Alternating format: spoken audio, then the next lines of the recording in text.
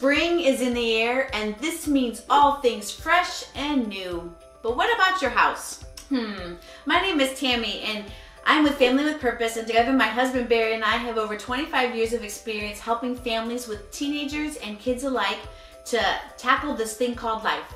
And we hope that our helps and hacks will be beneficial to you and your family.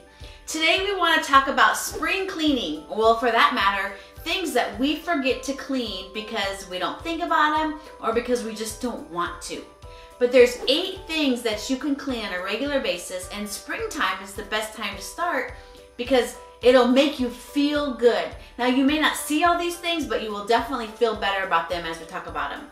Number 1, our mattresses. Did you know that our mattresses can get gross and they start to smell?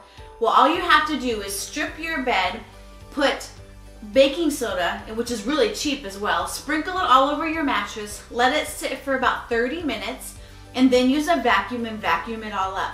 This takes the smell out and cleans your mattress.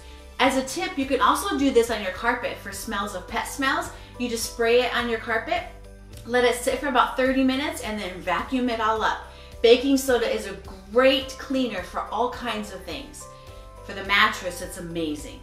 Tip number 2, our pillows. We sweat when we sleep, and our pillows get the brunt of it.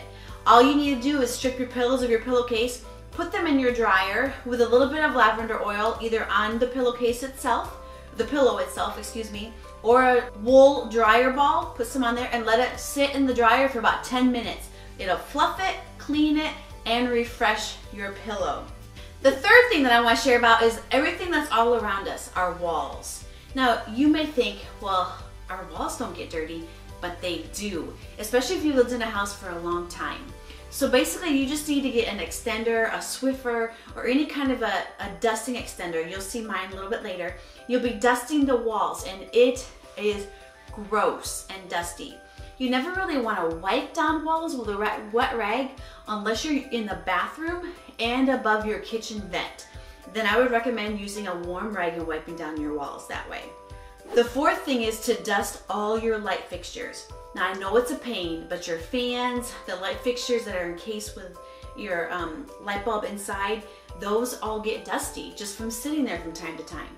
So it's a good spring clean to dust that. As a tip, dust that first because they're high, so all the dust falls, and then vacuum. Dusting is always better to do first, and then you can vacuum and pick it all up.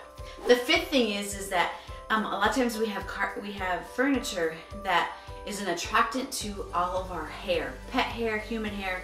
It's gross. And we have 2 dogs now, and so we have the same problem. So all you need is a roller, a lint roller, and we go to Costco and get the 3 big bundles, and then just lint roll all of your furniture, and you will just see how much hair your pet and you shed.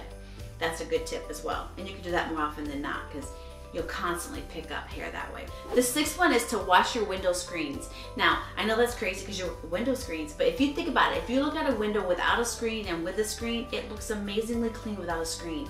Our screens get dirty. So pull those screens out, take them into your shower, and scrub them quickly. It does wonders for a clean window. The 7th one is to take a warm rag and a pot of water and get on your hands and knees and wipe your baseboards down.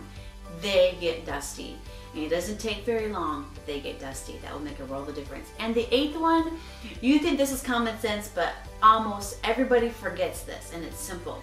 Use a clean rag, get it warm with hot soapy water, and wipe down all your light switches, the light switches, and your doorknobs in your entire house. Not only is that good for when someone's been sick in your family, but it's just good, period. We forget that, and if you have a chance, look at those switch plates and your doorknobs and think, oh, when's the last time you've cleaned those? These 8 steps don't take very long, but they are intentional. So we hope that you'll get your house spring cleaning and you'll feel so much better about it, and it'll make you feel new and fresh for spring. Please comment below what your favorite thing to do to clean and what you detest doing.